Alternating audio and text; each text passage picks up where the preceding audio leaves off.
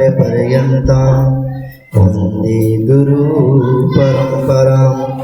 नारायणते शिष्यं यतीन्द्रियं दण्डमण्डितं हृदयनारायणं वन्दे श्रीगुरुं गुणसागरं। वाञ्छाकल्पतरुभ्यश्च कृपासिन्धुभ्य एव च पतितानां पावनेभ्यो वैष्णवेभ्यो नमो नमः।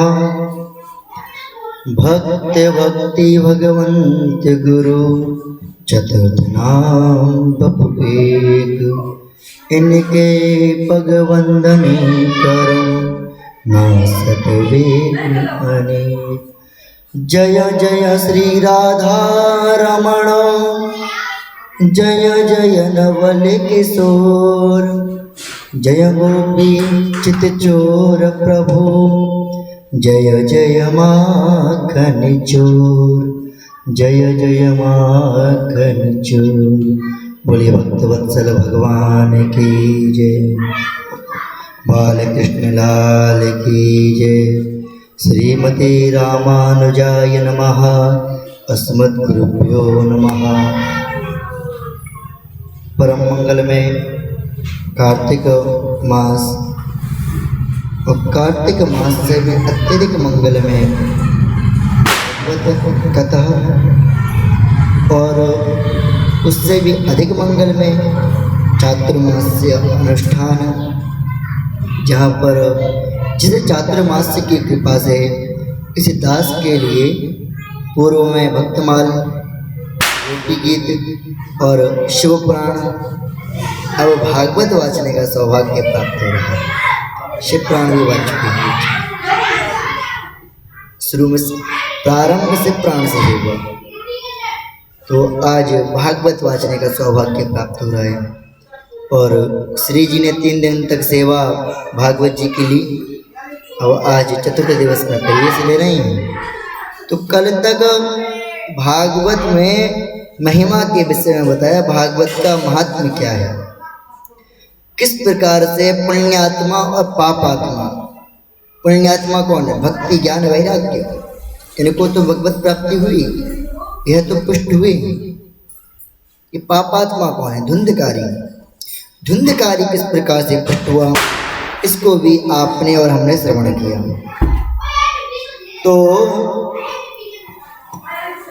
भागवत जी के महत्व में बताया गया है, सदा सेव्या श्रीमती भागवती कथा, यस्य श्रवण मात्रेण हरिश्चित्तं समाश्रयेत्।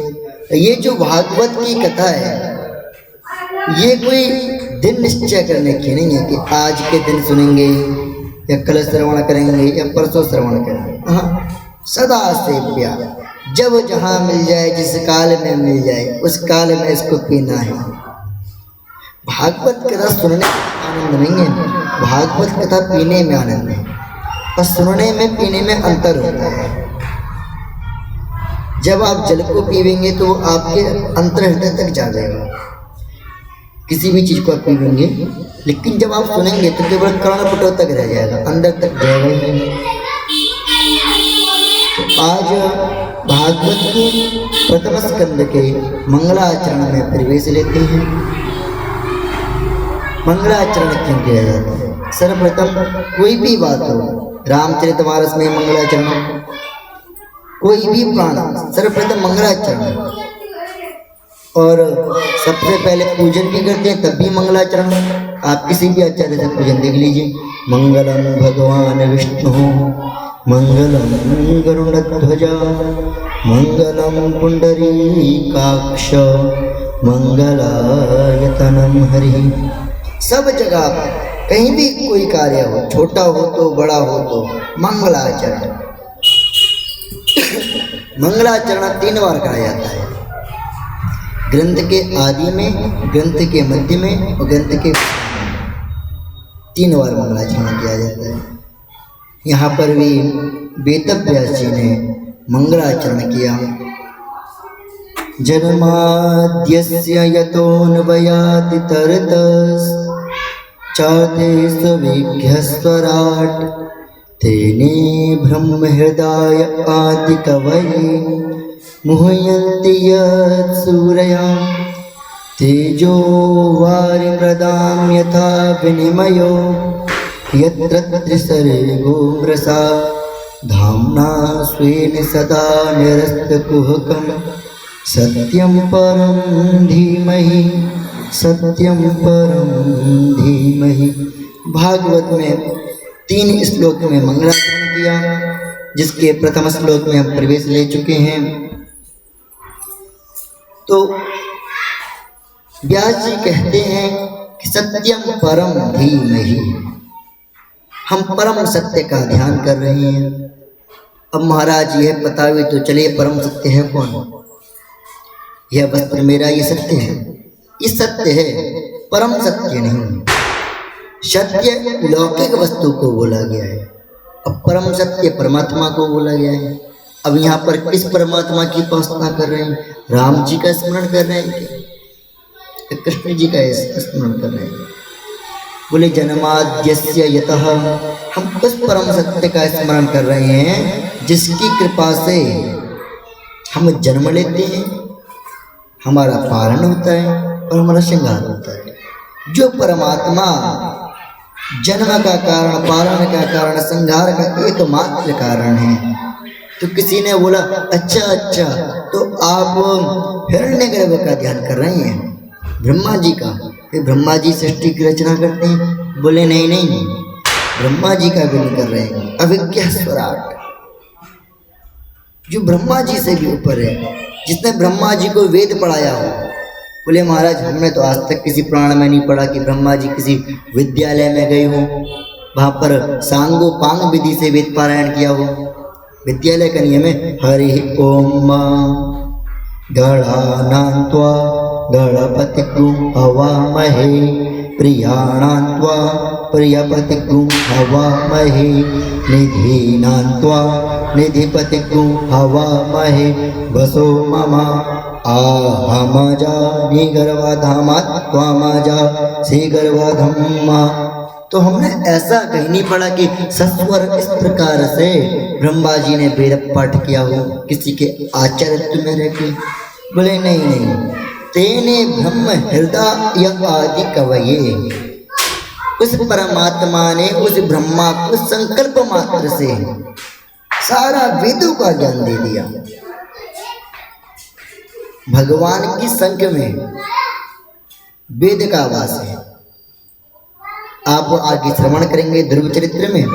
ध्रुव जी महाराज के सामने जब भगवान प्रकट हो गए तो सोच रहे हैं क्या बोले, हमें तो कुछ आता ही नहीं है। गुरु जी से ये भी नहीं पूछा कैसे स्तुति करी जाएगी। तब भगवान ने शंख को स्पर्श करवा दिया, तो भगवान ने वही शंख ब्रह्मा जी को स्पर्श करवाया। हृदय में संकल्प लिया कि अमुक ब्रह्मा को वेद का ज्ञान हो जाए। अब वेदों का ज्ञान हो गया, वह वेदों का ज्ञान जिसमें बड़े बड़े विद्युत जन मुह्यन्ति यत् सूरया, बड़े बड़े विद्युत जन विमोहित हो जाते हैं। परोक्षवादो वेदोयम, जो वेद है परोक्षवादी है, ये कहते कुछ और है और इनका अर्थ कुछ और निकलता है। उदाहरण समझे भाई कैसे? जैसे एक सेठ जी थे, उन्हें चावल का माड़ बहुत पसंद था, बहुत प्रिय था चावल का माड़। अब वो सबके सामने माड़ नहीं पीते थे, इतना बड़ा जमींदार सेठ सबके सामने माड़ पिएगा तो निंदा हो जाएगी। गरम गरम माड़ पिया करते थे और एकांत में पिया करते थे। एक बार उनकी श्रीमती जी ने चावल का माड़ को निकाला और एक काष्ठ के पात्र में, लकड़ी के पात्र में उसको रख दिया। जब उसको काष्ठ के पात्र में रख दिया तो वह श्रीमान जी महाराज संत कुछ सभा में बैठे हुए थे, कुछ विद्युत की सभा में बैठे हुए थे, सेठ साहूकार की सभा में बैठे हुए थे। तो श्रीमान जी की पत्नी ने अपने पुत्र को बुलाया, वह लाला पिताजी से जाके कहो कि लकड़ी के पात्र में माड़ रखा है, पी लें अन्यथा ठंडा हो जाएगा। अब जे गए तो देखते हैं पिताजी सभा में बैठे। अब कैसे बोलें? अगर बोल देंगे पापा माड़ पी लो तो बड़ी इंसल्ट हो जाएगी भाई, और नहीं बोलेंगे तो मैया जुटी आएगी। अब करें क्या? या तो मैया से पिटना है या पापा से पिटना है। तो उन्होंने वेदों का सहारा लिया, वेद वाली राय चली। परोक्षवादी वेदोयम, ये बोले तो, लेकिन कौन समझ पाया? केवल पिताजी समझ पाए। क्या बोले? पिताजी धानपुर से मानसिंह आए हैं, कटौता घाट पे बैठे हैं, जल्दी जाकर मिल लो, अन्यथा शीतलपुर को चले आएंगे। अब पिताजी तो समझ गए, बाकी लोग क्या समझ रहे हैं कि धानपुर गांव है, मानसिंह नाम का व्यक्ति आया है, कटौता घाट पर बैठा हुआ है, सेठ जी नहीं मिलेंगे तो शीतलपुर को चले आएगा। लेकिन वस्तुतः इसका अर्थ क्या है? धान में से उत्पन्न मान्य निकला है, जल्दी जाकर उसको पी लो, अन्यथा ठंडा हो जाएगा। तो वेद को, वेद के अर्थ गुरु शिष्य परंपरा के अनुरूप यदि आप वेद को पढ़ेंगे तब तो उनके अर्थ को समझ पाएंगे। दूसरा उदाहरण में आता ढोल गंवार शूद्र पशु नारी शकल ताड़ना के अधिकारी। तो जो मूर्ख लोग हैं वो बोलते हैं कि भैया ढोल को, गंवार को, शूद्र को, पशु को और नारी को हमेशा मारते हुए रखना चाहिए, तुलसीदास जी कह रहे हैं। जबकि इसका अर्थ ये नहीं है, यहाँ पर प्रत्येक ताड़ना का एक अलग ही अर्थ निकल रहा है। तो अभिप्राय हमारा कहने का यह है कि वेदों का अर्थ बड़े बड़े विद्युत जन जिसमें विमोहित हो जाते हैं, ऐसे वेदों का ज्ञान जिन्होंने अपने संकल्प मात्र से ब्रह्मा जी का दे दिया, जिनकी माया से तेजो वारी मदाम यथा विनिमयो, ये असत्यवत संसार भी सत्यवत प्रतीत होता है। बोले महाराज कैसे? जैसे कभी कभी आपने ध्यान दिया होगा, जब गाड़ी से जाते हैं गर्मी के समय में तो सूर्य की जब किरणें शीशे पे पड़ती हैं और वह शीशे की किरणें जब भूमि पे पड़ती हैं तो ऐसा प्रतीत होता है कि आगे पानी भरा हुआ है, लेकिन जब पास में जाकर देखते हैं तो पानी नहीं है। उसी प्रकार से ये असत्यवत संसार भी सत्यवत प्रतीत होता है और सत्य वस्तु असत्यवत प्रतीत होती है। जैसे गोविंद, बहुत से लोग बोलते हैं कोई एक आंख ऐसी है जिसने गोविंद को देखा। अब जी तो हमने ग्रुप बना रखा है, ये गोविंद थोड़ा है, ये हमारा मन का मानना है, व्यक्ति है बोलता है। जबकि सत्य क्या है? सत्य यही है। और हम लोग जो बैठे हुए सब असत्य हैं, लेकिन किसको सत्य जाने? ऐसा परमात्मा जो अपने धाम में सदैव, जो इस माया से परे हो जाए, उसको उनकी धाम का वास मिल जाता है। ऐसे परम सत्य परमात्मा का हम ध्यान करते हैं। यह तो अर्थ हुआ श्रीधर स्वामी पाद का। अब इसका दूसरा अर्थ करते हैं बंशीधर स्वामी पाद जी के द्वारा।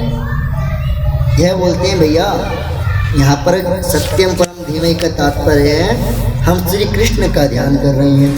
अब बोले भैया अगर कृष्ण का ध्यान होता तो बोलते कृष्णम परम धीमहि, लेकिन ये नहीं बोला। और जब यह नहीं बोला तो ये कैसे कह सकते हैं आप कृष्ण का ध्यान कर रहे हैं? तो बंशीधर स्वामी पाद बोलते हैं कि आप भागवत जी के 10वें स्कंद में ध्यान दीजिए। देवता लोग जब स्तुति करने आए हैं तो सबसे अधिक श्री कृष्ण को सत्य बोला है। क्या बोला गया है स्तुति में, गर्भ स्तुति में? सत्यव्रतम सत्यपरम त्रिसत्यम सत्यस्य योनि निहतम च सत्ये सत्यस्य सत्यमृत सत्यनेत्रम सत्यात्मकम त्वं शरणं प्रपन्नः। सत्य सत्य सत्य 9 बार सत्य कह के संबोधित किया है। तो इससे सिद्ध होता है कि वह श्री कृष्ण ही सत्य है, हम उसका ध्यान कर रहे हैं। जन्माद्यस्य यतः, जो जन्मादि विकार से रहित होने के कारण भी, जन्मादि विकार है तस्यापि वसुदेव गृहे जन्म, जो इन विकार से रहित होने के कारण भी भगवान अजन्मा है, फिर भी जन्म लिया, वसुदेव के घर में जन्मे भक्तों को आनंदित करने के लिए।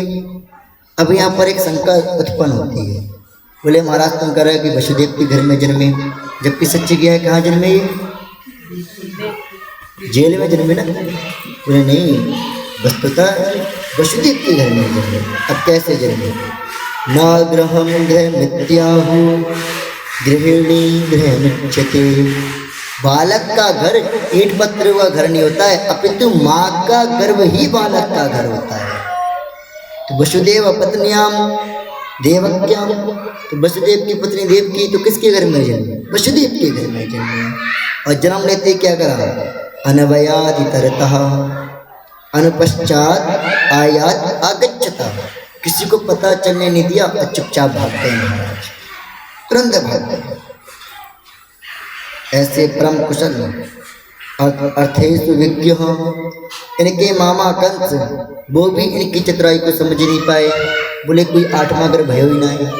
बाद में तो वो देवी ने आके लीला खोली पूरी। ऐसे परम कुशल जो स्वराट है, स्वेषु गोपेशु राजते सोवते इति स्वराट, जो अपने गोप ग्वालों के बीच में शोभायमान हो रहे हैं, जिनकी माया से ब्रह्मा जी भी विमोहित हो गए। भागवत जी में आपने श्रवण किया होगा, श्री कृष्ण भगवान यमुना जी के तट पर बैठ के सखाओं के संग में भोजन ग्रहण कर रहे हैं। उसी समय ब्रह्मा जी बोलते हैं ये कैसा भगवान है, सच्चे सौत का कोई ध्यान ही नहीं दे रहे हैं। अभी देखो उसके मुंह की कड़ी निकाल के खा ली, उसके हाथ से अचार छीन के खा लिया, न हाथ धोए न लकुटी को हाथ में लेके भोजन करे पड़े। ये कैसा भगवान हो सकता है। इनकी परीक्षा ली जाए। ग्वाल वाल सबको चरा लिया, पर महाराज एक वर्ष तक नहीं पैर रखा।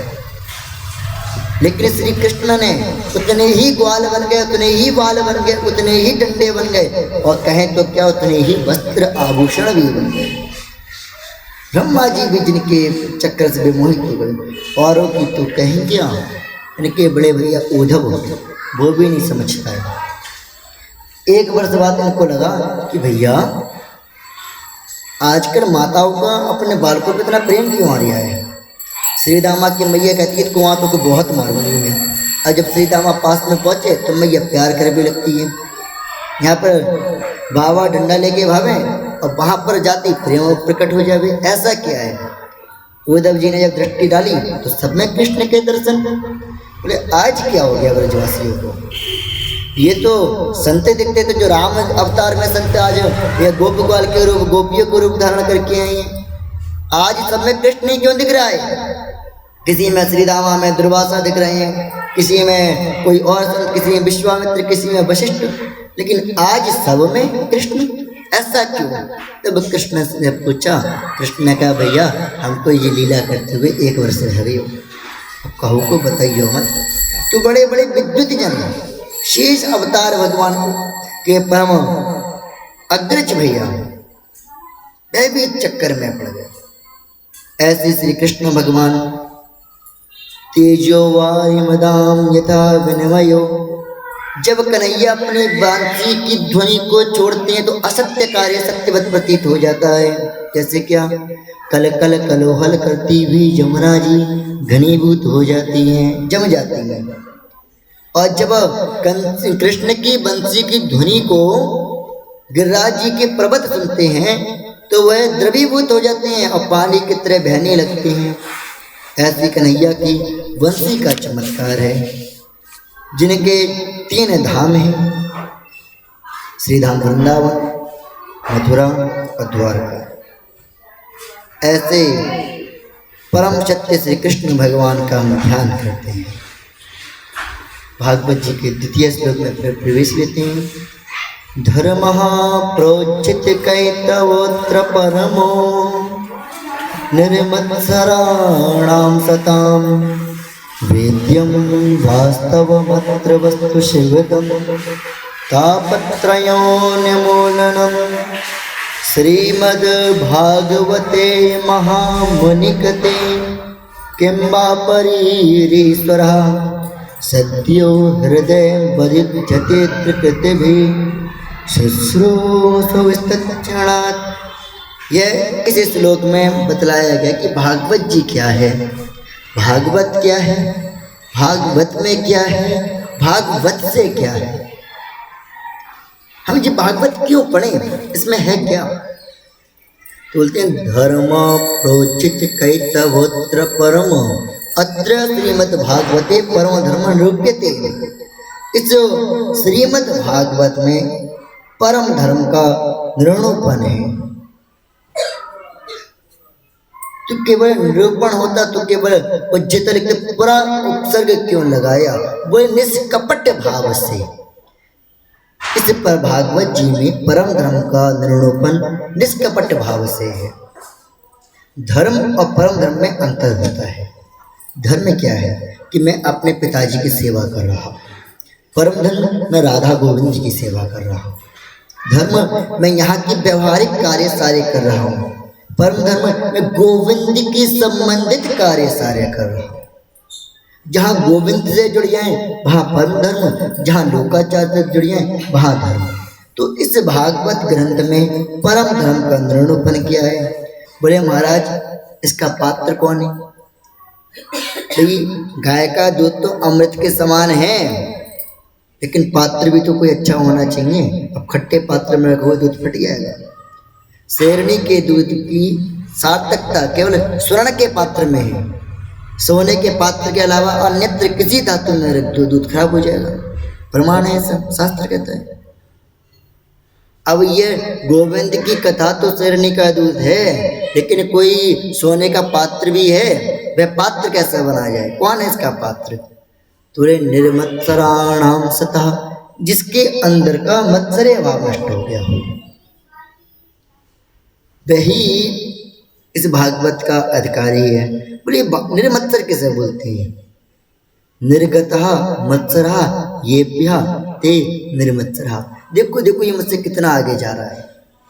हे भगवान हमारे यहाँ पे 4 दिन से लाइट नहीं है, चलो उसकी तो कोई बात, लेकिन सामने वाले घर में 2 दिन से लाइट इतनी क्यों चल रही है? ये पूज्य धर्म सम्राट कृपात्री जी महाराज कहते हैं, यदि आप किसी व्यक्ति को देखकर साष्टांगम प्रणाम निवेदित कर लें, किसी वैष्णव को देखकर अपने वस्त्रों की लज्जा ना रख के, अपना स्थान की, अपने व्यक्तियों की लज्जा को ना रखते पर उनका चरणोदक पान करना प्रारंभ कर दें, तब समझ जाना कि आप निर्मत्सर्य हो गए। अभी आपको किसी के चरणोदक पीने में संकोच लग रहा है तो इसका मतलब आपके अंदर मच्छर है। बाहर के मच्छर के लिए तो मोर्टीन है भैया, अंदर के मच्छर के लिए मोर्टीन नहीं है। और ये काटता तो डेंगू नहीं होता है, ये काटता तो व्यक्ति जल जल के स्वाहा मर ही जाता है, कि जलन की कोई दवाई नहीं। और महाराज जी कबीरदास तो खूब सुंदर कहते हैं, निंदक 1000 रखियो घर आंगन छवाए। कम से कम अपने घर के आंगन में 1000 निंदक को खड़ा करना, तभी तुम आगे बढ़ पाओगे, वरना आगे नहीं बढ़ पाओगे। तो बोले जो मत्सर है भाव जिसके अंदर नहीं है वो इस भागवत का अधिकारी है। अब कोई व्यक्ति बोला ठीक है हमने किसी से झगड़ा खत्म कर दिया, लेकिन लाभ क्या है इससे? अब हम भैया आपने कहा पंडित जी पीतल के पात्र में भोजन करते हैं, अब हमने पीताम्बरी से खूब पात्र घुट्टा पहले, अब पात्र भी चमक गया। अब वो भोजन करवाने से लाभ क्या है? कोई लाभ हो तब तो घिट्टे, लाभ नहीं है बेमतलब में इतनी मेहनत करें, तो लाभ है। वेद्यम वास्तव अत्र वस्तु, आपको वास्तविक वस्तु का बोध हो जाएगा। 3 चीज वास्तविक, वास्तविक जीव, वास्तविक जगत और वास्तविक माया, इसका बोध हो जाएगा। बोले महाराज ये तो बात की बातें हैं, और क्या बोले शिवदम तुम्हारा कल्याण हो जाएगा। बोले ये भी बात की बातें, मरवे के बाद सबके आगे स्वर्गवासी लिखा होता है, किसी के आगे नरकवासी नहीं लिखा होता है। यहाँ पर कल्याण क्या होगा यह बताइए।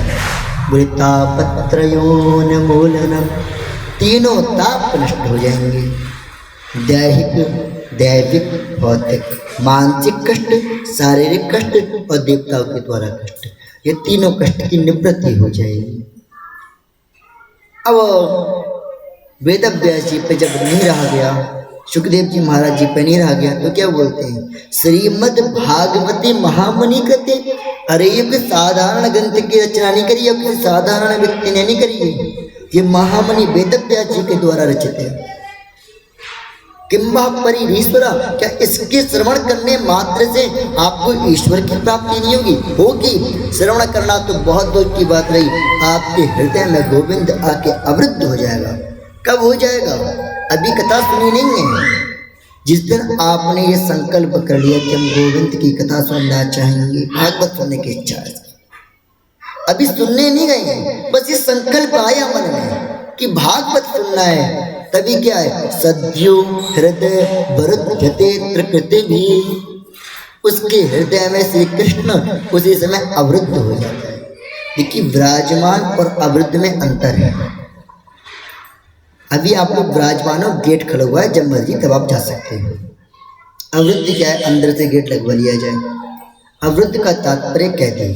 जैसे जेल में जेलर साहब तो अवरुद्ध नहीं है, विराजमान है, जब मर्जी तब आएंगे, जब मर्जी तब चले आएंगे। लेकिन कैदी नहीं कर सकता ये काम, जबकि है वो भी जेल में ही। तो श्री कृष्ण ऐसे जीव के हृदय में आके विराजमान नहीं होते हैं, अवरुद्ध हो जाते हैं। कहने का अभिप्राय कि वो कैदी बन जाते हैं। प्रेम की रस्सी से उनको बांध के डाल दिया जाता है। ऐसा ये भागवत जी का फल है। और जिसकी श्रवण मात्र से कृष्ण हृदय में बैठ जाते हैं, यस्य श्रवण मात्रेण हरि चित्तम समाश्रयेत, हरि आपके चित्त में आश्रय ले लेता है। अब बताओ महाराज, आप मंदिर में आश्रय लेने आए, गोविंद आपको मिले और आपने भागवत सुनी तो गोविंद आपके हृदय में आश्रय लेने आ गया, तो आश्रय लेने में अच्छा लगता है या आश्रय देते हुए अच्छा लगता है? हर व्यक्ति की चेष्टा होती है कि लोग हमसे आश्रय लेने आए। पिता हम पितरों से आशीर्वाद मांगते हैं, याचिकारस्त मासंता माचा याचिस्म कंचना। मेरे यहाँ पर खूब भिक्षुक लोग आए, लेकिन पिता श्रेष्ठ मुझ पर इतनी कृपा करना, हे भगवान इतनी कृपा करना कि मैं किसी के यहाँ भिक्षा मांगने नहीं जाऊँ। अच्छा, कौन नहीं चाहता आपके यहाँ मांगने की लाइन लगी रहे, और कौन ये चाहता मैं मांगने जाऊँ? तो गोविंद वहां पर आपको जाने की आवश्यकता नहीं पड़ेगी। जब भागवत श्रवण करेंगे तो गोविंद आपके हृदय में आने की सोचेगा, और सोचेगा कि वो बंदी होके बैठ जाएगा, चाहकर भी नहीं जा सकता है। ये भागवत जी है क्या? निगम कल्प तरोर गलितम फलम सुख मुखा द्रव मृत संयुतम पिबत भागवतम रसमालय मुहुरहो रसिका भुविभावुकः। ये भागवत जी वेद भगवान, वेद रूपी वृक्ष का पका पकाया फल है। वेद का प्राचीन नाम है निगम। निगम का अभिप्राय नितराम गमयति बोधयति स निगमो अस्य वेद, जिसमें सभी प्रश्न के उत्तर हो उसको निगम बोलते हैं। सभी प्रश्न के, अब वेदों में सभी प्रश्न के उत्तर भरे पड़े हैं। बस बात यह कि छानना हमारे पर रह गया है, छान पा रहे हैं या नहीं छान पा रहे हैं। तो उस वेद रूपी वृक्ष का पका पकाया फल है ये भागवत जी महाराज है, और बहुत मीठा फल है। अब किसी व्यक्ति ने कह दिया ये कैसे मान लें मीठा फल है, कोई गारंटी लोगे? एक व्यक्ति फल बेच रहा था और कह रहा था खरबूजे शक्कर से मीठे, खरबूजे शक्कर से मीठे, खरबूजे शक्कर से मीठे। एक भोला वाला व्यक्ति आया, बोले महाराज लाभ एक तो तोल दो। उसने तोल ली। घर पे जब खाया, प्यारा ही पीस खाया, बिल्कुल फीका। दूसरा फीका। खरबूजा लेके पहुंच गया दुकान पे। बोला महाराज बड़ा झूठ बोलती हो, क्या बोल रहा है? खरबूजे शक्कर से मीठे। बोले झूठ क्या बोला बताओ? बोले ये बिल्कुल ही फीके हैं। पर ध्यान से नहीं सुना, हमने क्या बोला? खरबूजे शक्कर से मीठे। खरबूजा शक्कर से खाओगे तभी मीठा लगेगा, वैसे मीठा नहीं लगेगा। ये तो बेचने वाले की युक्ति है। आपका फल है ये भागवत का, आप तो कहोगे बड़ा मीठा है, हम कैसे मान लें ये मीठा है? कोई कारण तो हो ऐसा। तो बोले देखो वेद का जो फल का सबसे ज्यादा पारखी व्यक्ति होता है, जीव होता है, वो तोता होता है। और हमारे इस वेद रूपी वृक्ष का जो पका पकाया फल भागवत, उसको सुखदेव ने चखा है। बोले महाराज जी सुखदेव जी का मर्म का फल है क्या? ये इसका कोई प्रमाण है? ये आया कहाँ से? इसकी उत्पत्ति कहाँ से हुई? वेद की। हम आपको बताएंगे इस माध्यम से वेद में कितने वक्ता कितने श्रोता है। वेद में भागवत जी में 6 वक्ता हैं और 6 श्रोता है। आप लोग को अभी तक 2 ही बताऊंगे, एक वक्ता एक श्रोता। सुखदेव जी बात रहे हैं, परीक्षित जी सुनो, ऐसा नहीं। ये भागवत का फल टूटा कहाँ से? नारायण रूपी शाखा से टूटा। नारायण ने सबसे पहले चतुर्थ श्लोकी भागवत में ब्रह्मा जी को दी, वही भागवत ब्रह्मा जी ने पहला वक्ता नारायण भगवान, श्रोता ब्रह्मा जी, दूसरे वक्ता ब्रह्मा जी, श्रोता नारद जी, तीसरे वक्ता नारद जी, श्रोता आपके व्यास जी, चौथे वक्ता व्यास जी, श्रोता सुखदेव जी, पांचवें वक्ता सुखदेव जी, श्रोता परीक्षित जी, छठे वक्ता सूत जी महाराज और श्रोता सौनकादि ऋषि। छह वक्ता है। तो बोले ये इतने ऊपर से फल गिरा है, फूटा नहीं होगा? बोले महाराज अगर डायरेक्ट गिरता तो फूटता, ये शाखा प्रशाखा आया है। बोले कैसे? नारायण रूपी शाखा से टूटा, ब्रह्मा की शाखा में अटका, ब्रह्मा की शाखा से टपका तो विष्णु को, नारद की शाखा में लटका, नारद की शाखा से टपका तो व्यास की शाखा में अटका, व्यास की शाखा से टपका तो शुक की शाखा में अटका, और शुक के द्वारा परीक्षित को प्राप्त हुआ, परीक्षित के द्वारा सबको प्राप्त हुआ। ऐसा तरु पल्लवादी जैसे पत्ते धीरे धीरे गिरते, ऐसे धीरे धीरे गिरा, इस कारण बस ये टूटा हुआ फटा हुआ नहीं है। बोले महाराज ये फल है कैसा, इसमें है क्या? बोले अमृत द्रव, ये अमृत स्वरूप फल है, बड़ा मीठा है।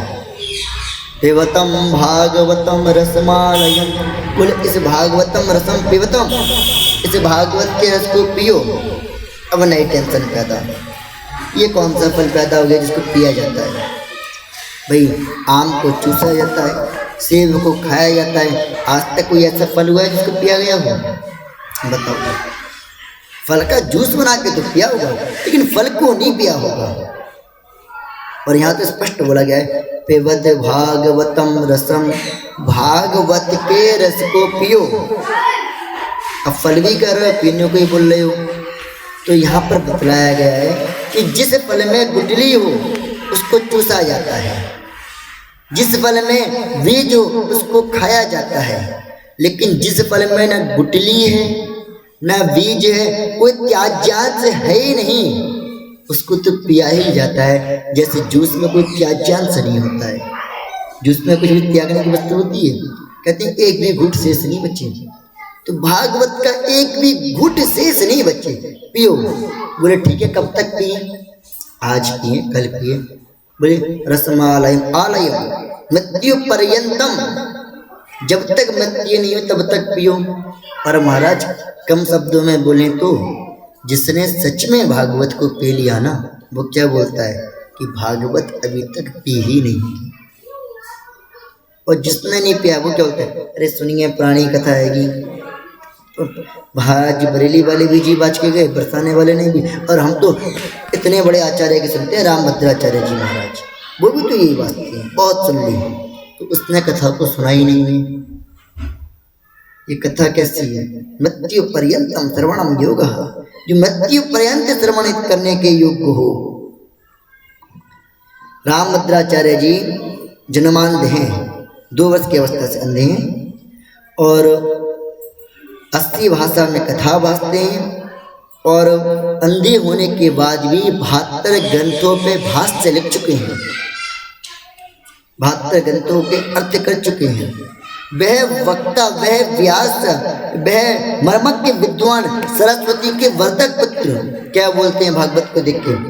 बोले भैया भागवत को समझने के लिए तो 3 जीवन लगेंगे, मेरे 2 जीवन निकल गए, अब ये जीवन दूंगा तब अगले जीवन में जाके कथा बाँच पाऊंगा भागवत की परिपूर्ण रूप से। अब हम तो सुनते ही कहते हैं महाराज जी, हर बार कोई तो सुनते हैं, अब क्या सुने?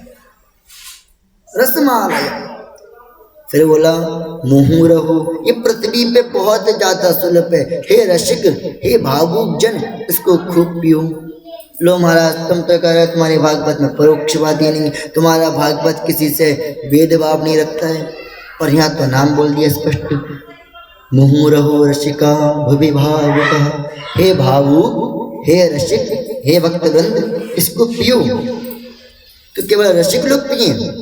बोले नहीं नहीं, पी तो हर कोई सकता है। आपने देखा होगा जब गंगा जी जाते हैं राजघाट, तो प्याऊ हुआ है राजघाट स्टेशन पे, और जब आपको प्यास नहीं लगी हो और व्यक्ति को आपसे कहे प्याऊ वाला पानी पी लो, आज का ही तो है, ठंडा तो है, फिल्टर तो है, बगैर फिल्टर पानी नहीं पीते हैं हम। 50 बातें पूछ लोगे और उसमें भी आधा पियोगे, आधा झलकाओगे, गिराओगे। लेकिन प्यास जोर की लगी हो महाराज, तब कुछ नहीं पूछोगे कितने दिन, अरे पानी है तो पानी देख हलक सूखा जा रहा है। ऐसे ही जो रसिक और भावुक वो प्यासे हैं, कथा तो सबको मिलती है, लेकिन रसिक भावुक प्यासे हैं वो एक भी अंश भूमि पे गिरने नहीं देते हैं। ऐसे भागवत के लिए हम खूब श्रवण करें।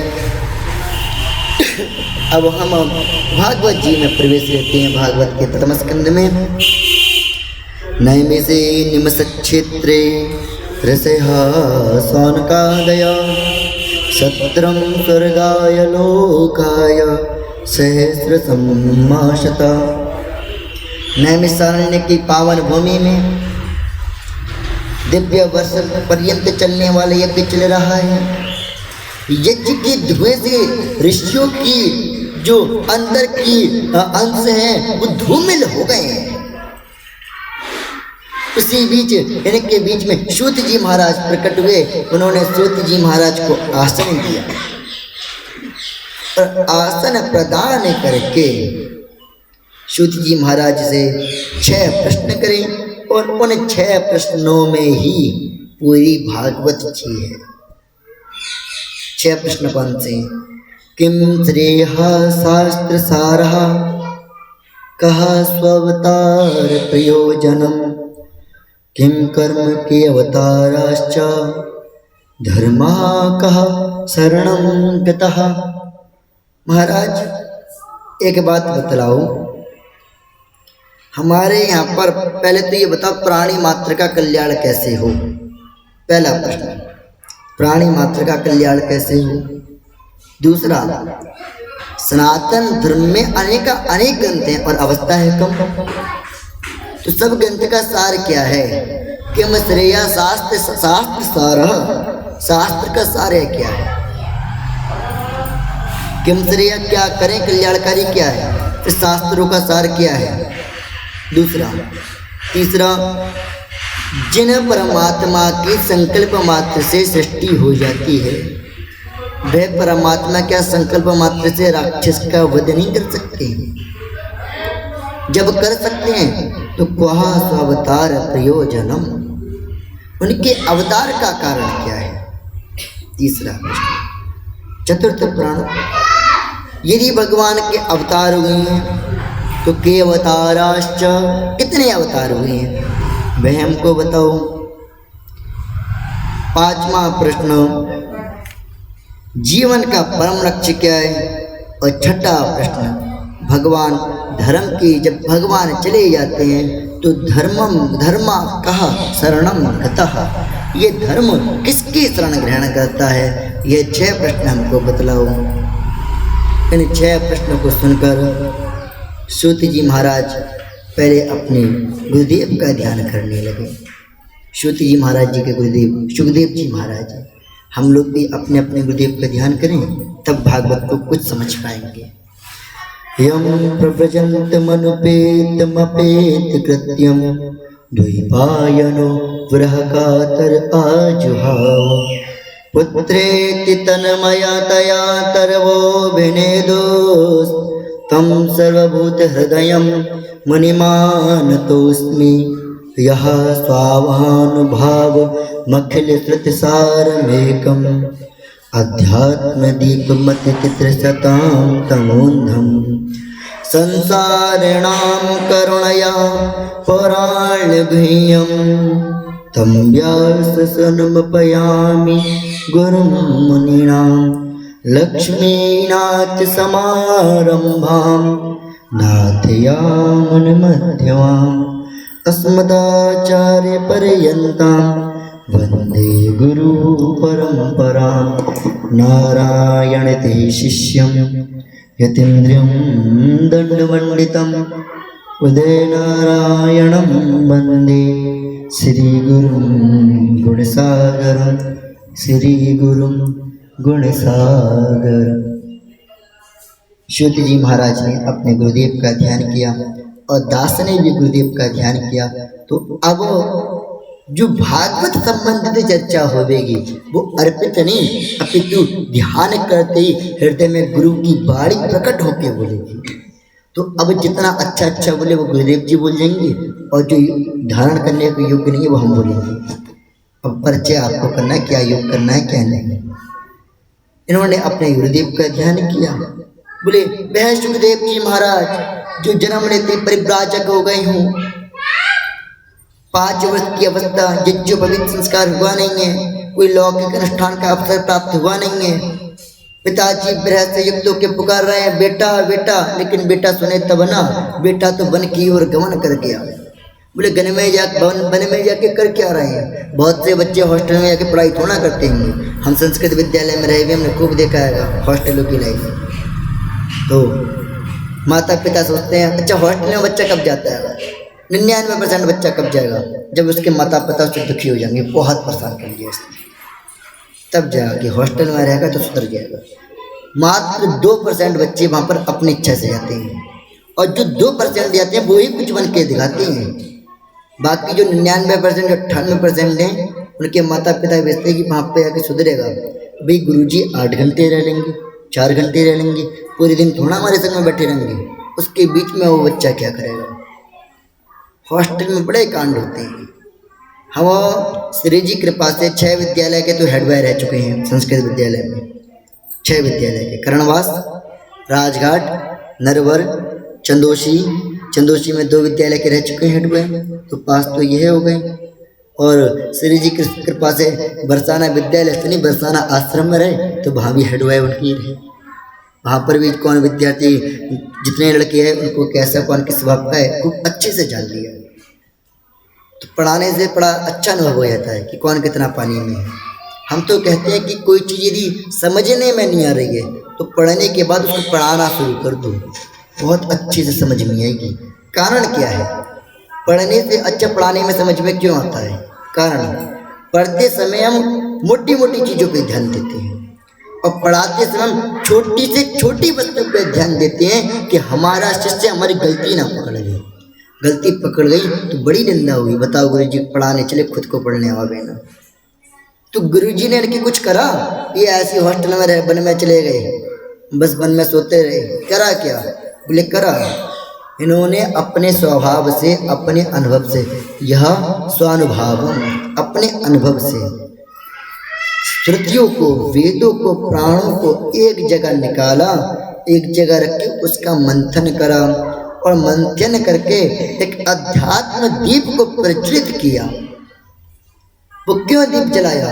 संसारणा पुराण गुह्यम, ये संसार पर करुणा करने के लिए इस भागवत रूपी अध्यात्म दीप को जिन्होंने जलाया, ऐसे पूज्य गुरुदेव के चरणारविंद में प्रणाम निवेदित करता।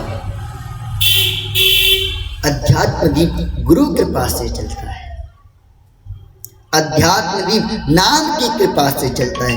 आप नाम संकीर्तन खूब करें, आपके लिए खूब अध्यात्म दीप चलेगा आपका। नाम संकीर्तन गुरु की कृपा हो जाए तो गुरु का ध्यान किया। और इनके गुरु कैसे हैं? इनके गुरुदेव भी बड़े श्रेष्ठ हैं। ये माया को नहीं बसते हैं, ये माधव को बसते हैं। माया को हर कोई भजे, माधव भजे न कोई, जो कदापि माधव भजे तो माया चेरी हुए। जो माधव को नहीं बसता वो माया में नाचता है, जो माधव को बसता है वो माया को नचाता है, क्योंकि मायापति माधव उसके संग में है। फिर भगवान नारायण को नमस्कार करके, नर नारायण को बद्रीनाथ भगवान को नमस्कार करके, सरस्वती माँ को व्यास जी को नमस्कार करके शास्त्र में प्रवेश लिया। और श्रुति जी महाराज बोलते हैं मनहा साधु भ्रष्टोयम भवत विरलोक मंगलम। अरे संतजन, तुमने जो प्रश्न करा है अपने हित के लिए नहीं करा, भवत विरलोक मंगलम, आपका यह प्रश्न लोक मंगल के लिए है, इससे संसार का मंगल होगा। पहला प्रश्न जीव का परम धर्म क्या है? उसका उत्तर सा वै पुंसाम परो धर्म यतो भक्ति यतोक्षये अहेतुक्य प्रतिहिता ययात्मा संप्रसिद्धति। जीव मात्र का परम धर्म भगवान श्री नारायण के चरणारविंद में प्रेम करना है। यतो भक्ति रतोक्षये, भगवान के चरणारविंद में प्रेम को प्रकट करना ही जीव का परम लक्ष्य है। बोले वह प्रेम कैसा हो? कामना युक्त। बोले आहा, प्रेम के दो लक्षण बताए, भक्ति के दो लक्षण। अहेतुक्य प्रतिहिता, एक तो अहेतु हो, कोई कामना नहीं हो। मैं भक्त उसको नहीं मानता जो मंदिर में नित्य दीपक लेके आता है। हो सकता है उस दीपक के पीछे उसकी एक कामना हो कि महाराज मेरे घर पे सब कुशल रहे। कामना छोटी हो तो बड़ी हो तो कामना कामना होती है। प्रेमी व्यक्ति बहने जो किसी कामना से प्रेम करे, सा वै पुरुषं पुंसां परोधर। ये तो भक्ति है तो अहेतु हो, कोई कामना नहीं हो आपके प्रेम में। मैं कृष्ण से प्रेम कृष्ण प्राप्ति के लिए कर रहा हूँ। और अप्रत्यता, वह भक्ति बाधित नहीं हो, बंधन युक्त नहीं हो। भक्ति में बंधन नहीं होना चाहिए। अभिप्राय कहने का क्या है? देखिए, जिस भक्ति में कामना हो उसी भक्ति में बंधन आता है। कैसे? उदाहरण, किसी के पास संतान नहीं है, हमारा एक यजमान में संतान नहीं थी, हमने उसको मंत्र बताया, उसने जाप करा, सहस्राचरण जी करा भगवान शालिग्राम जी पे। आचार्य जी कृपा से उसके पास में पुत्र है। अब वो सहस्राचरण थोड़ा करेगा, अब वो कहेगा उनको सहस्राचरण करें जो गोदी में इनको सहस्राचरण करें। अब तो सहस्राचरण का मतलब क्या? 1000 नाम से अर्चना। अब लल्ला के 1000 नाम पड़ गए, लल्ला, बाबू, बेटा, बिटुआ, 1000 नाम इनके पुकार लिए, हो गए सहस्राचरण। मतलब जहाँ पर कामना है वह भक्ति रुक जाएगी। और ब्रज के संत कहते हैं, नई भक्ति 9 दिना खेचा तानी 10वें दिना। नए दिन तक तो बड़ा वैराग्य चढ़ता है महाराज जी। भी कोई हमने अभी बताया कि परम धर्म भगवान से प्रेम करना है। अब क्या करेंगे? 9 दिन तक तो 10 माला, 15 माला, 20 माला। अब फिर पीछे 10वें दिन ये आज कोई नहीं देख रहा, 2 माला कम कर रहे हैं। 2 माला कम करी, किसी ने देखा ही नहीं, किसी ने कुछ बोला ही नहीं। चलो अब 5 माला कम कर रहे हैं, अब 1 माला पर आ गए। बोले यार लाओ आज 1 माला भी नहीं कर रहे, कोई बात नहीं, रोज तो करते ही नहीं। ये बंधन है, ऐसा बंधन नहीं होना चाहिए। और जब ऐसी भक्ति प्रकट हो जाएगी तो फिर क्या होगा? जन्यत्यासु वैराग्यम ज्ञानम च यथेतुकम। जहाँ माँ आ जाएगी वहाँ पुत्र अपने आप चले जाएंगे, ज्ञान और वैराग्य। जब कृष्ण से प्रेम होगा तो भागवत से प्रेम अपने आप हो जाएगा।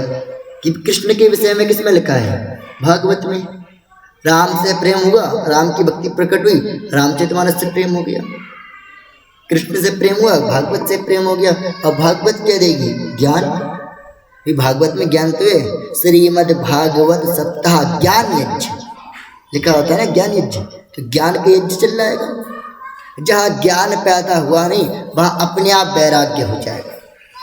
वैराग्य का तात्पर्य कल भी हम बता रहे थे कि घर को छोड़ना ही वैराग्य नहीं है, घर में रहकर भी घर से मतलब ना रखना वैराग्य है। अभिप्राय ऐसा नहीं, मतलब नहीं रखो तो खाना पीना नहीं देना घर वालों को, खाना पीना सब देना है, लेकिन यही नहीं बस खाने पीने में सिमट के रह जाना है।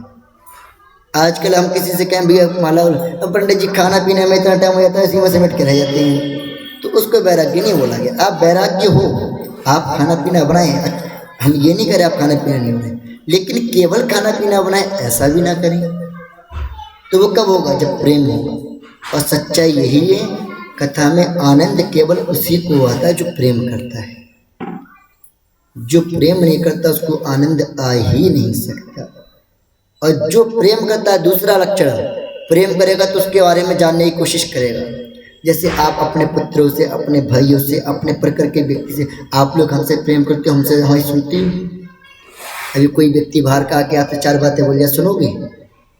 नहीं सुन सकते। हम कितना आइडिया आती है सुबह में, सब सुनते हो। प्रेम, कोई बाहर का आइडिया या हम पे ही कोई आइडिया हम सुन लें, तो सुनना कब पसंद करोगे? जब प्रेम है। प्रेम से भागवत आएगी, भागवत से वैराग्य प्राप्त हो जाएगा। बोले महाराज कि जितने बड़े बड़े धर्मानुष्ठान हैं इनका मात्र एक ही लक्षण है कि भगवान से प्रेम करना।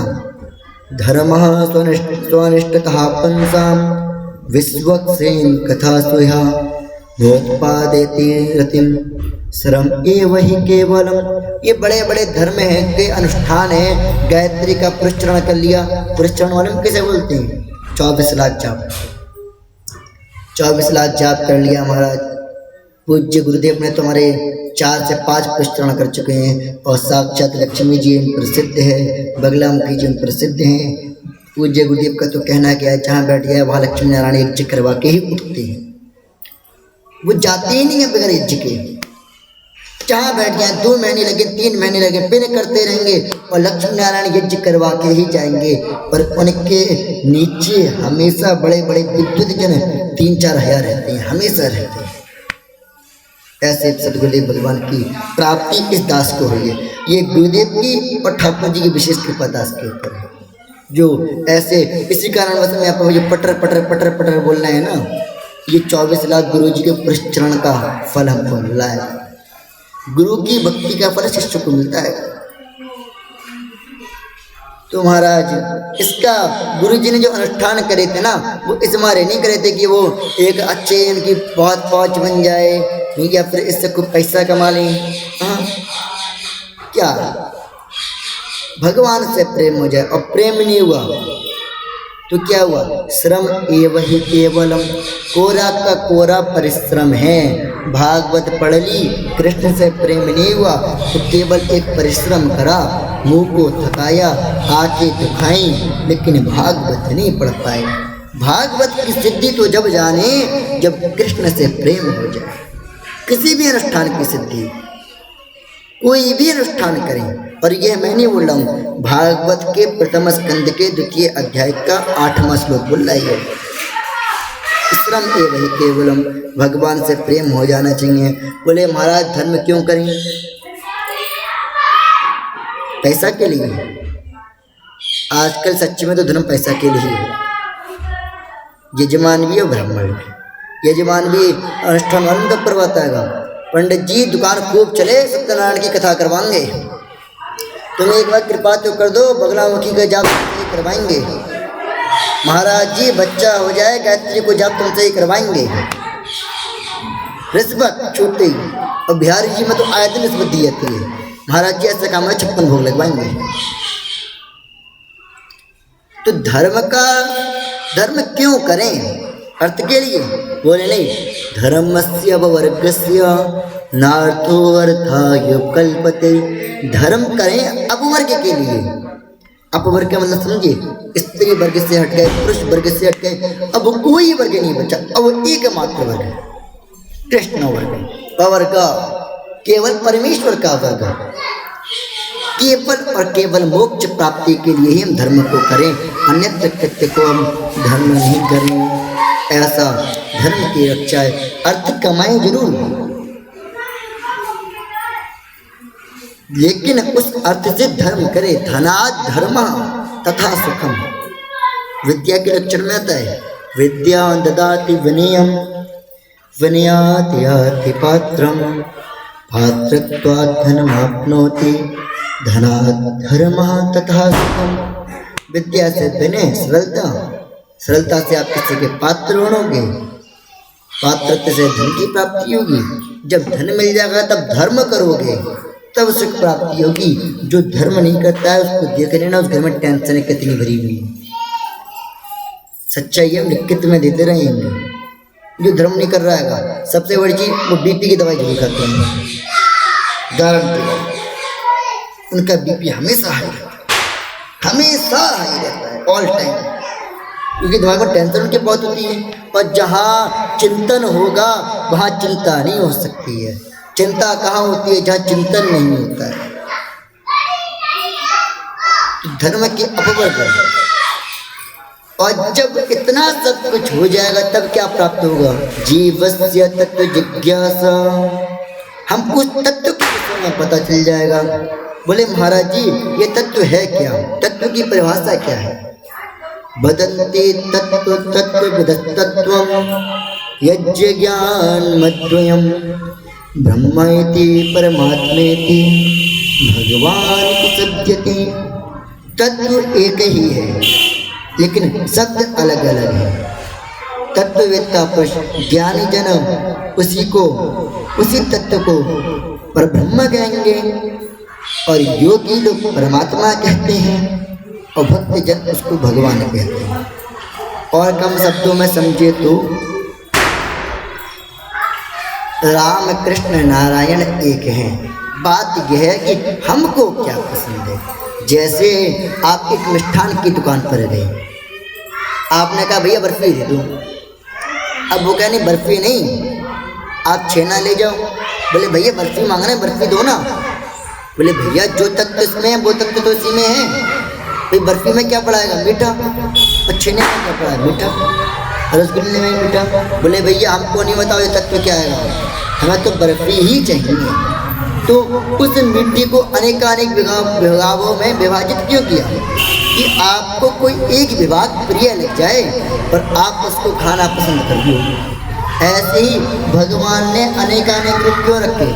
बोले जो मर्यादा में रहने वाली राम रूप ले लिया, बोले जो लीला में रहने वाली हास्य प्रयास वाली कृष्ण रूप में आ गए, बोले जो शांत स्वभाव में रहे भोले बन गए। आपको कौन सा तत्व प्रिय है। ये जो भगवान का जो दिव्य बपू है और 100 शब्दों की एक बात है, एको नारायण विद्या नास्ति, एकमात्र नारायण है, दूसरा तो कोई है ही नहीं। वही नारायण ब्रह्मा बनता है, वही विष्णु बन जाता है, वही शिव बन जाता है। एको नारायण। तो अभिप्राय यह है कि वह तत्व एक ही है। आपका प्रेम किससे होता है। शेष महेश गणेश रमेश दिनेश हो जाए नित्य ध्यावे, ताही अहेर की छोरियाँ छचियाँ वर छाछ पे नाच नचावे। जहाँ प्रेम पुष्ट हुआ, जहाँ मीठा प्रिय लगा, वहाँ गोपियाँ बोलती हैं एक नैया ठुमका मार छाछ पिवाऊंगी, तो कन्हैया ठुमका भी मारे। प्रेम पुष्ट करना। वैसे तो भगवान के मुख्य रूप से 24 अवतार हुए हैं, लेकिन 24 में साक्षात भगवान केवल 2 ही हैं। एते चांस कलहा पुंसः कृष्णस्तु भगवान स्वयं। कृष्ण बोलने से साक्षात भगवान से कृष्ण, और चकार शब्देन रामेपि गेह, चकार से राम जी को जानो। राम और कृष्ण ये अवतारी हैं, बाकी सब अवतार हैं। भगवान के अवतार किस प्रकार से होते हैं। कोई अंशावतार, कोई आवेशावतार, कोई कला अवतार। पूर्ण अवतार तो केवल राम और कृष्ण ही हैं। और हमारे इष्ट भी इन्हें 5 में से कोई एक होना चाहिए। कौन कौन। पंचदेव में से देवी, सूर्य, शिव, विष्णु, गणपति और सूर्य को ब्रह्मा बोला जाता है। इन्हें 5 में से कोई एक इष्ट होना चाहिए हमारे, या इन्हें 5 कोई अवतारी हो। अब जैसे बहुत से लोग साईं बाबा को इष्ट बना लेते हैं, हमारे साईं बाबा हैं, हमको बताओ वो किन के अवतारी खुश है, किन्ने उनका कौन से भगवान का ने अवतार लिया है। राम जी के अवतार है, कृष्ण जी के अवतार है, नारायण के अवतार है। फिर हमारे वेद में कहीं भी उनका वर्णन नहीं है, किसी भक्तमाल में उनका वर्णन नहीं है। हमको तो कहते हुए लज्जा आती है, जो उपाधि शिव के संग में नहीं लगी, आज कलयुग में वह उपाधि साईं के संग में लग रही है। कभी शिव को नहीं बोला गया सच्चिदानंद। शिव भी मोक्ष देने में सामर्थ्यवान नहीं है, वैसे नारायण नहीं है। बस शिव को क्या बोलते हम, चाहे क्या क्या लगाते हैं, अनंत कोटि ब्रह्मांड नायक। अरे भगवान के अनंत कोटि का मतलब समझिए, जिसके एक एक रोम से करोड़ों ब्रह्मांड उत्पन्न हो जाते हैं। प्रत्येक ब्रह्मांड में ब्रह्मा है, प्रत्येक ब्रह्मांड में विष्णु है, प्रत्येक ब्रह्मांड में शिव है, और सबका सारभूत नारायण है। तो क्या साईं नारायण है। बोले अनंत कोटि ब्रह्मांड नायक, राजाधिराज, देखना साईं मंदिर में लिखा हुआ होता है। योगी राज केवल कृष्ण है, और इसी मारे ये मोर पंख लगाते हैं। मोर पंख क्यों लगाते मालूम है? क्योंकि मोर योगी है। मोर स्त्री गृहस्थ आश्रम में रहकर भी स्त्री प्रसंग से रहित है। उसके अस्त्रों का पान करके मोरनी गर्भवती होती है। भगवान कहते हैं देख यह योगी और मैं योगियों का योगी, योगी राज पार ब्रह्म परमेश्वर सच्चिदानंद स्वरूप श्री साईनाथ बोल देते। अब तो साई राम बोलने लगे भाई साहब। हमने साईं जी का पूरी रामचरितमानस श्री दास जी ने दास में काफी बार पढ़ने का सौभाग्य प्राप्त हुआ है और डीपली भी पढ़ी है। हमने कहीं भी राम जी का नाम साईं नहीं सुना। पता नहीं कहाँ से प्रकट हो गए नए देवता। और हिंदुओं की एक सबसे बड़ी मूर्खता क्या है? मजारों में सिर पटक 95% हिंदू मजारों में सिर पटक। एक बात बताओ, हमारे 33 करोड़ देवी देवता और हमारी बात किसी ने नहीं सुनी और एक मजार पे गए उनने सुन ली, तो इसका मतलब क्या है? फिर नालायक की बात कौन सुनता है? कम शब्द में बोले तो नालायक ही सुनता है ना। 33 करोड़ देवी देवता में यदि तुम ठीक होते तो कोई एक तो तुम्हारी सुनता। राम ने नहीं सुनी, कृष्ण सुनता, शिव सुनते, ब्रह्मा जी सुनते, वशिष्ठ, कोई एक ऋषि भी सुनता, किसी ने नहीं सुनी। मजार मैया के सिर पटका और सुन ली। इसका मतलब क्या है कि नालायक की बात नालायक सुनता है केवल। जहाँ 10 पुस्तक रखी हो और एक पुस्तक अलग बात बोल रही हो, 9 पुस्तक की एक बात बोल रही हो, तो अलग वाली को गलत समझना चाहिए, 9 को गलत नहीं समझना चाहिए। समझे ना? तो मजारों में सिर ना पटके। 33 करोड़ ने किसी एक को पकड़ ली, वही कल्याण लगा देंगे। और एक साथ है सब सदे सब साधे सद जाए। एक को ही जब घर में ज़्यादा मंदिर में सोपी मंदिर को मंदिर बना के रखें। मंदिर की शोभाएं वृक्षों से हैं, आयुध से हैं, विग्रह से नहीं। विग्रह शोभा की वस्तु नहीं है, विग्रह सेवा की वस्तु है। विग्रह की सेवा करी जाती है। अब तो प्रत्येक मंदिर में, अब देखो यह राम जी का ही दरबार, अब इस ठाकुर द्वारा मंदिर में एक राम जी, उधर राम जी, ऊपर राम जी, सेवा किसी राम जी की नहीं हो रही है। बस दिया बत्ती के अलावा क्या सेवा हो रही है बताओ? कोई भोग नहीं लग रहा है, तो क्या इनसे शोभा बढ़ गई मंदिर की? मंदिर की शोभा बढ़ानी है, यहाँ से लेके वहाँ तक फुलवारी लगवाओ, यहाँ से लेके वहाँ तक फुलवारी लगवाओ, कितनी शोभा बढ़ेगी मंदिर की। ठाकुर जी को दिव्य दिव्य सुगंध पुष्प की खुशबू जाएगी, ठाकुर जी कितना आनंदित होंगे। इतने प्रत्येक मंदिर में आप किसी भी एक प्राचीन मंदिर का नाम बता दो जिसमें अनेक देवता हो। जागेश्वर में केवल महादेव, पूर्णागिरी में केवल देवी जी, हरिद्वार में केवल शिव जी, वृंदावन में केवल बिहारी जी, राधा रमण जी में केवल राधा रमण जी, राधा वल्लभ जी में केवल राधा वल्लभ जी, गिरिराज जी में केवल गिरिराज जी। अब पीछे कितने बन गए, लेकिन मेन गिरिराज जी वही है। राधा रानी के महल में केवल लाडली लाल जी। तो क्या पहले के ऋषि लोग, क्या पहले के सेवा लोग बेकार थे? लेकिन उनकी सेवा होती है आज भी। रोज स्नान हो रहा है, अब इनका हम स्नान करवाने रोज बैठे, रोज वस्त्र बदलवाने बैठे, तो हमको तो लगता है कम से कम 4 से 5 घंटे स्नान श्रृंगार वाला में अभिषेक के द्वारा लग जाएगा। क्योंकि जब 1.5 घंटा ठाकुर जी के अभिषेक में लगता है, तो इन सब का अभिषेक करवाएंगे तो कितना। ये भागवत के द्वारा हम आप लोग से भी निवेदन करना चाह रहे हैं कि अपने घर में उतने ही सेवा पधरावो जितनी की सेवा कर सको। ये नहीं कि साहब जहाँ से गए वहाँ से एक शिवलिंग है, कोई चीज़ खरीद लाए और मंदिर में लगा ली। सब जी इसको कम शब्दों में ढकोसला, ढोंग बोला जाता है। पूज्य गुरुदेव ढोंग बोलते हैं, ये तो ढोंग जा रहे हैं। किसी के पास लंगोटी है तो किसी के पास में पूरे वस्त्र, किसी कोई तो नंगे ही बैठे हुए हैं मंदिर में। क्या लाभ है ना ऐसी आडंबर करने से?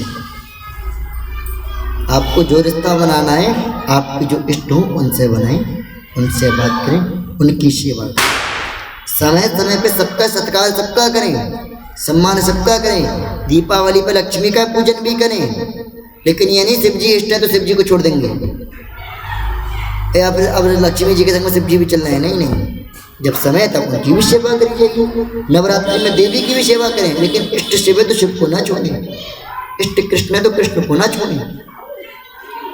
अभिप्राय कहने का यह है कि ज़्यादा सेवा को ना बढ़ाएं, जिस समय जिसकी सेवा का समय हो उनकी सेवा करें, विशेष कल्याणदायक रहेगा। और अपना जो इष्ट हो मुख्य रूप से केवल उसी की ही सेवा करें। जितना छोटा परिवार उतना सुंदर परिवार, उतना कुशल परिवार। बड़ा परिवार में केवल दिक्कतें होती हैं, और जिनके घर में छोटे, देखो बड़ा परिवार तो एक कमरे में सब कैसे घिचड़ पिछड़े से होती हैं। अब मंदिर में देखो ठाकुर जी कैसे घिचड़ पिछड़े से रखे हुए होते हैं घर में, छोटे से लड्डू के ऊपर उनके छोटे पास में और एक छोटे और एक छोटे, इतने छोटे कि उनकी आँख पर खाएगी ना खाए पता ही नहीं चल रही है साहब।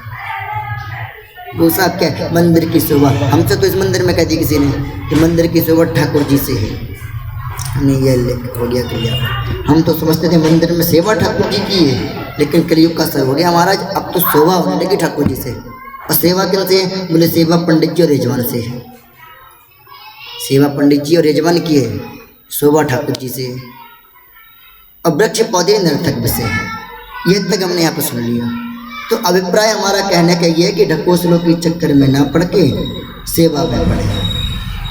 और भागवत जी में यही बतलाया है कि आप सेवा को किस प्रकार से करें। तो राम और कृष्ण पूर्ण अवतार हैं, बाकी सब अवतारी हैं। आपको जिसमें आनंद आ जाए, जहाँ से आनंद आ जाए, उस आनंद के द्वारा क्या होगा? विद्यन्ते हृदय छिद्यन्ते सर्व संशया क्षीयन्ते चास्य कर्माणि दृष्ट एवात्म मनीश्वरे। उस परम तत्व को जानते ही तुम्हारे हृदय की अज्ञान की ग्रंथि खुल जाएगी। अब राम जी के दर्शन करोगे तब भी कृष्ण नजर आएगा, शिव जी के करोगे तब भी कृष्ण नजर आएगा, और कृष्ण के करोगे तब भी कृष्ण नजर आएगा। अज्ञान की ग्रंथि खुल गई। ये जो लाइन लिखी है ना, ब्रह्मा विष्णु सदाशिव जानत अविवेका, ये ब्रह्मा विष्णु सदाशिव अविवेकी जो अज्ञानी व्यक्ति हैं वो तीन जानते हैं। प्रणव अक्षर के मध्य ये तीनों एका, मतलब शिव जी को हर जगह शिव भक्त को हमेशा शिव ही नजर आते हैं, किसी का दर्शन कर ले।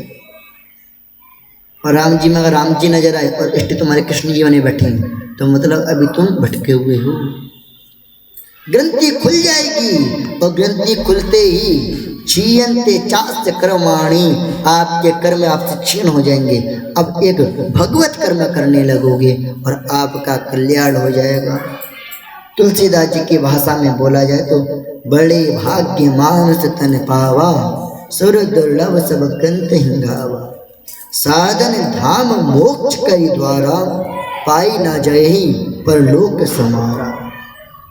ये जो देव दुर्लभ मानव तन मिला है, ये भगवत आराधना के लिए मिला है, भगवत सेवा के लिए मिला है। इसके द्वारा हम भगवत सेवा जितनी श्रेष्ठता से करें उतना ज़्यादा श्रेष्ठ रहेगा। जब तक हमारे जीवन में ये भगवत सेवा नहीं आएगी तब तक हमारा कल्याण संभव नहीं है। कार्य सारे वही करें जो गृहस्थी में करते हुए आ रहे हैं, बस नाम चेंज करना है, भाव चेंज करना है, काम सब कोई करना है। हम हर कथा में हर दिन वही बात कहते हैं, आज फिर वही बात कह रहे हैं। ऐसा नहीं आप खाना मत बनाएं, खाना बनाएं, लेकिन अगर परिवार के लिए बना रहे तो आसक्ति, और गोविंद के लिए बना रहे तो भक्ति। मतलब क्या कि घर में खाना रखा हुआ था, इस मारे खाना नहीं बनाया, इसका मतलब तुम आसक्ति वाले हो। और घर में खाना है लेकिन ठाकुर जी को तो भोग लगना ही है ना, इसका मतलब तुम भक्ति वाले हो। यही अंतर आसक्ति और भक्ति में होता है। दूसरा, अभी तक आप सज रहे हैं सजना के लिए, और जिस दिन इस सजना के लिए सजने लगोगे, जिस दिन ये घूंघट ये सजना खोलेगा तो क्या होगा? घूंघट के फटे खोल रे तो पिया मिलेंगे। जब इस सजना के सामने सज के जाओगे, वे करवा चौथ में स्त्रियाँ सजती हैं, किसके लिए सज रही हैं? किसी और पति के लिए, किसी और के लिए। सामने वाले पति को बहुत अच्छे लगे, अपने पति को। श्रृंगार का मतलब क्या है कि मेरा पति केवल मुझ में आकर्षित रहे, मेरे सौंदर्य को देखे, अन्यत्र किसी के सौंदर्य को न देखे। अन्यथा जहाँ पर नाक आपके वहीं पर आपके, जैसे आप सब कुछ से वैसा ही है। फिर आप लोग श्रृंगार क्यों कर रहे हो? कि आपका पति दूसरी ओर आकर्षित नहीं है, ऐसे ही ये जगतपति किसी और आकर्षित नहीं हो जाए, इनके लिए सजना शुरू कर देंगे, भक्ति प्रारंभ हो जाएगी। अब बताओ गृहस्थी में और काम क्या रह गया? सजने का, खाना बनाने का, बोले कपड़े कपड़े धोने का। बोले अभी तक आप कपड़े हमारे धो के पहनते होगे, 4 लोग के सामने जाएंगे तो कैसे लगेंगे? जिस दिन आपने इस मारे धोना शुरू कर दिए कि गोविंद के मंदिर में जाएंगे तो गोविंद को कैसे लगेंगे? भक्ति प्रारंभ हो जाएगी। और क्या करते हो गृह कार्य में? बताओ गृहस्थी काम में और भी कोई काम है? आप लोगों से बात करते होगे, जिस दिन लोगों से लौकिक बात करना प्रारंभ कर दी, आसक्ति हो जाएगी। जिस दिन लोगों को कृष्ण से प्रेम करने के लिए बोलना प्रारंभ कर दिया, उस दिन से भक्ति हो जाएगी। अब बताओ कोई ऐसा काम जो गृहस्थी में रह के हम नहीं कर सकते हैं भक्ति का? बताओ।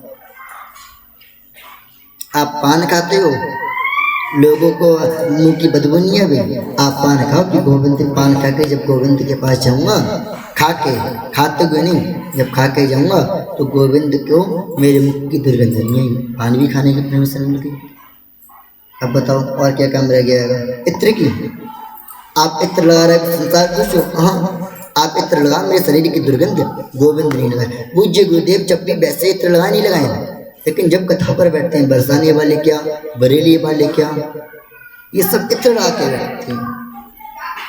तो एक बार हमने अपने महाराज जी से पूछ लिया, जबकि इनको तो शौक ही नहीं है, मैंने वैसे तो नहीं लाती लेकिन कभी कभी क्यों ना लेती हूँ। बोले अल्लाह, जिस दिन हमको नारायण जी की मानसिक सेवा में प्रवेश लेना होता है, तब हमको लगता है कि इस गंदी शरीर की बदबू मेरे गोविंद को ना पहुँचे, वो नाक बंद करके ना बैठ जाए। मैं परफ्यूम इत्र इस मारे लगाता हूँ, मेरी भागवत को मेरी बदबू ना पहुँचे।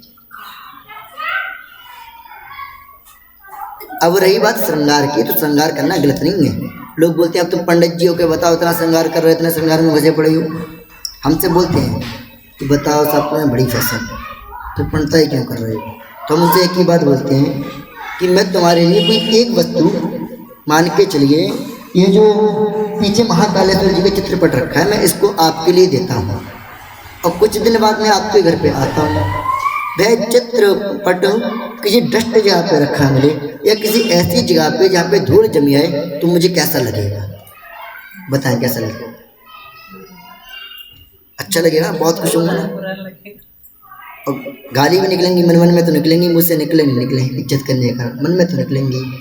ऐसे ही गोविंद ने इस चित्रपट को बनाया, बड़े सहजता से बनाया। अब हम सज के नहीं जाए, इस पर कपड़ा नहीं मारे तो वो कितनी गाली बकेगा कि नाक की जगह पे नाक दिया। अगर मुझे पता होता तो ऐसी गंदी तरीके से रखेगा तो तेरी नाक की यहाँ पे कान लगा देता, वैसे तो बेकार लगता दुनिया में। सब कुछ परफेक्ट दिया, किसी की नाक यहाँ पर नहीं है, किसी की आँख यहाँ पर नहीं है, सब कुछ परफेक्ट ए टू जेड। फिर भी हम काम क्यों नहीं कर रहे हैं? ऐसे सब काम करें जो करना है आपको, लेकिन भाव केवल गोविंद का हो। आप सोए भी तो भी भाव गोविंद का हो। निद्रा समाधि स्थिति, आपकी निद्रा भी समाधि की स्थिति में हो, सोए भी तब भी गोविंद का भाव हो। क्यों सो रहे हैं कि सोमवार तो शरीर खराब हो जाएगा, और शरीर खराब हो जाएगा तो कल सेवा कौन करेगा? आप सोए भी, आप भोजन 4 बार करें कि भोजन की 4 बार नहीं करूंगा तो शरीर में ताकत नहीं, कि ताकत नहीं आएगी तो गोविंद को यहाँ से भाव राजेगा कौन, वहाँ से गोदी में कौन राजेगा? ये सब काम कैसे होंगे? सब कार्य करें जो आप गृहस्थी में करते हैं, कोई भी एक कार्य नहीं करें, कोई भी कार्य ऐसा नहीं है छोड़ने योग्य है। सारे गोविंद ने सबकी आवश्यकता बनाई है, लेकिन कब? बस इतना है कि जिस दिन अपने परिवार के लिए, अपने बच्चों के लिए, अपने पतियों के लिए, अपने पत्नियों के लिए करना शुरू कर दोगे, तब समझ जाना महाराज माया में ग्रस्त तो आ सकती है। लेकिन काम सब करोगे गोविंद के लिए तो भक्ति है। दूसरा, आज की कथा तो विश्राम हो चुकी है, लेकिन दूसरा विषय हम आपको यह बता दें भक्ति का। अभी आपने भोजन लेके आए, जब एक किसान हल को चलाता है तो इसमें अनेक जीव जंतु उनका शरीर पूर्ण हो जाता है, अनेक प्रकार का दोष होता है। फिर चक्की में पिसा तो एक आध दिन पिसी जाता है। अब उस आटे के द्वारा आपने खाना खाया, तो आपने क्या खाया? आप कौन बन गए? मांसाहारी बन गए। हमने तो सुना है, लोग बोलते हैं दही में भी छोटी छोटी कीटाणु होती है, लेंस से देखो तो बिगड़ कीटाणु को जनता ही नहीं, हमने ऐसा भी सुना है। तो अगर ऐसा भी है तो दही खाए तो आप कौन बन गए? मांसाहारी। हे ले महाराज, धर्म तोड़ बैठे अपना। तब क्या करें? अन्न के दोष से बचने के लिए गोविंद को भोग लगा दी। अब क्या पा रहे हैं आप? प्रसाद पा रहे हैं। तो आपका पूरा परिवार किससे बच गया? अन्न के दोष से बच गया। आप जो भी वस्तु लेके आए, आप साड़ी लेके आए, पहले अपनी राधा रानी के पास रखें। क्यों रखें? उससे दो भाव नष्ट होंगे। एक तो क्या कि साड़ी मेरी है, जब राधा रानी के पास रखी तो किसकी हो गई? तो अहमता। दूसरा क्या, जो वस्त्र का दोष है, उसको धारण करा तो क्या पहना तुमने? प्रसाद को भी। उस दिन जो हमने साड़ी दी थी वो आपने क्या समझती है? उसके लिए साड़ी समझती है, प्रसाद समझती है? अब जब आप गोविंद को पहना के पहनोगे तो क्या बन जाएगा? वो प्रसाद। सोने में भी दोष बताया है कलयुग का, तो जो सोना डायरेक्ट पहन लिया जाए उसमें दोष आ जाएगा। जो गोविंद को पहना के पहनाया जाए वो आभूषण प्रसाद बन जाएगा। तो करना क्या है? बस उनको धारण करवा के उनका शेष ही तो पहनना है। और कल हम एक चीज विशेष रूप से पढ़ लेते भोग के विषय में। जिस व्यक्ति के मन में ये संशय हो कि हमने गोविंद भोग पाते नहीं है, तुम्हारा मन का मानना है, उसके यहाँ का गोविंद कभी भोग नहीं पाता है। जिसको जिस दिन पूर्ण विश्वास हो गया कि मेरा गोविंद भोग खाता है, गोविंद उसके यहाँ पे चकाचक माल पूरे बनवा बनवा के खाता है और आए दिन नए नए उत्सव उसके यहाँ पे करवाता है। कल हम भक्ति निर्णय सिंधु में इस प्रकार का अध्ययन कर रहे थे। भक्त चरित्रावली, भक्त को कैसा होना चाहिए। भक्त को सुबह उठ के अपने जगत के प्रिया के लिए सजना चाहिए। सजे, रोज सजे। जो नहीं सजता है तो ठाकुर जिसको नहीं देखती है। जी भी पति है ना, तो किसी और पत्नी पे आकर्षित नहीं हो जाए, तो सज के जाए, खूब सजे, खूब सजे महाराज, जितना सज सकते हैं। और जब हम भक्त बन जाते हैं, किसी और से बात करते हैं, तब उसको जलन होती है।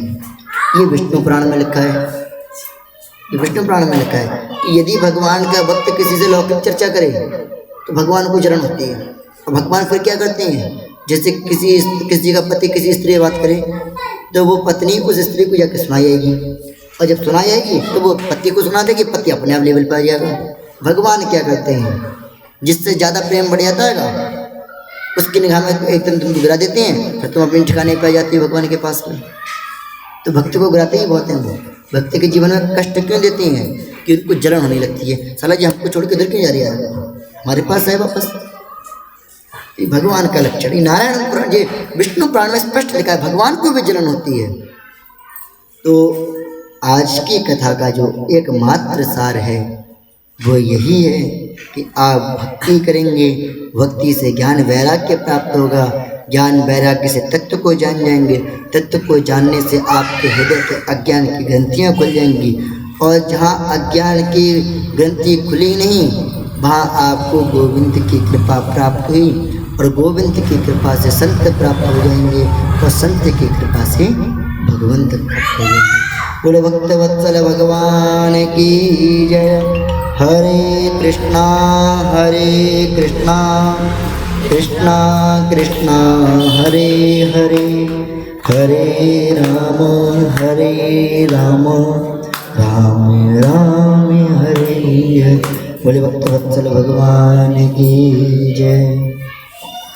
तो ये काम विशेष रूप से आप लोग करें, और कोई बड़ा काम नहीं है इसमें, काम सब वही करना है, हमने बता ही दिया आपके लिए, ऑप्शन बता दिया है, बस नाम चेंज करना है।